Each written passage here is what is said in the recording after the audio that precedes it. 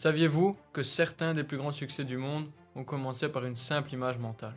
Mais qu'est-ce que la visualisation? C'est le fait de se représenter, de s'imaginer un objectif futur ou un scénario futur. Énormément de personnes connues utilisent cette technique pour atteindre leur objectif. Aujourd'hui, avec Mathéo, nous allons découvrir pourquoi visualiser peut changer votre vie.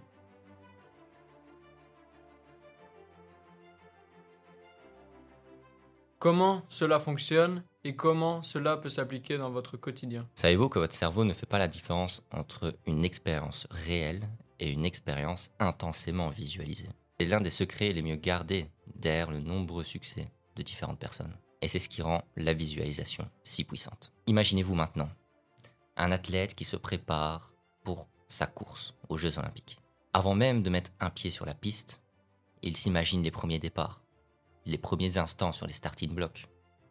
Comment il va arriver à courir et à être le vainqueur de cette course. Comme Arnold Schwarzenegger a dit, la différence entre les bons et les meilleurs athlètes, c'est que les meilleurs athlètes visualisent leur course.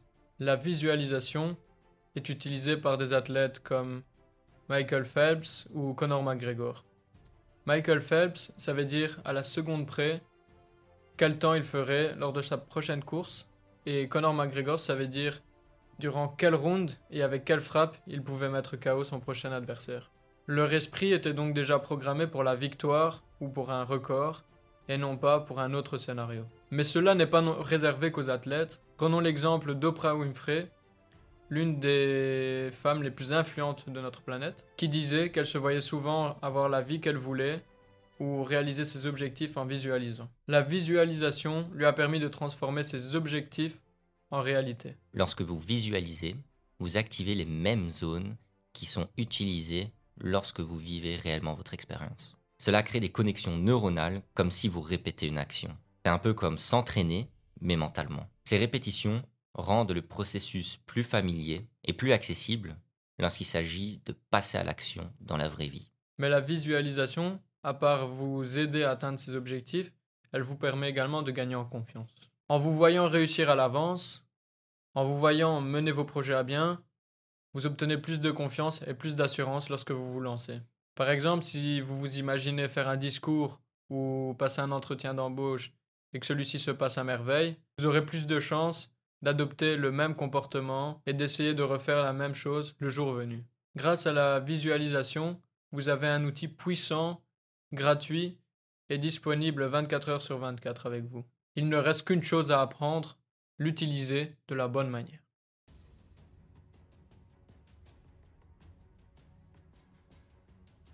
L'importance des émotions. La visualisation ne fonctionne pas uniquement grâce à une image mentale. Ce sont les émotions associées qui lui donnent toute sa force. Quand vous imaginez un objectif atteint, que ressentez-vous? Ressentez-vous de la joie? De la satisfaction? Ces émotions jouent un rôle clé en envoyant un signal à votre cerveau en disant « c'est important pour moi ». Pratiquer la visualisation, c'est comme un nouveau sport. Ça s'apprend. Mais avec un peu de pratique, les résultats peuvent être incroyables. Voici une méthode simple et efficace pour apprendre dès aujourd'hui la visualisation. La première chose à faire, c'est trouver un endroit calme. Choisissez un endroit où vous ne serez pas dérangé. Par exemple, dans votre chambre avant de dormir. Fermez les yeux et imaginez-vous réussir vos prochains objectifs, vos prochains défis. Cela peut être un rituel, par exemple à chaque fois que vous voulez vous endormir, car la visualisation fonctionne encore mieux quand vous êtes calme et détendu. Créez une image mentale claire. Imaginez votre objectif de manière précise. Si votre objectif est de réussir un entretien d'embauche, visualisez-vous dans la salle, souriant, confiant, sachant répondre à toutes les questions. Ajoutez des détails. Par exemple, le visage de votre interlocuteur, la couleur de la pièce dans la salle, aussi par exemple votre tenue vestimentaire. Plus votre image mentale est précise, plus elle sera puissante. Troisième point, n'oubliez pas d'ajouter des émotions et des sensations. Une des clés de la visualisation sont les émotions. Imaginez-vous ressentir l'adrénaline ou la fierté d'un discours ou d'un programme réussi. Mais vous pouvez également ajouter des sensations physiques. Par exemple, si vous êtes boxeur, vous pouvez imaginer votre poing cogné contre votre adversaire, la chaleur de l'exercice physique ou même la lumière qui vous éclaire durant le combat. Et le dernier point, pas des moindres, il faut pratiquer la visualisation régulièrement.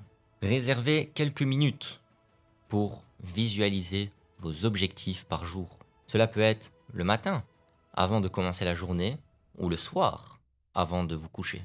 La régularité est essentielle à conditionner votre cerveau à agir en fonction de vos visions.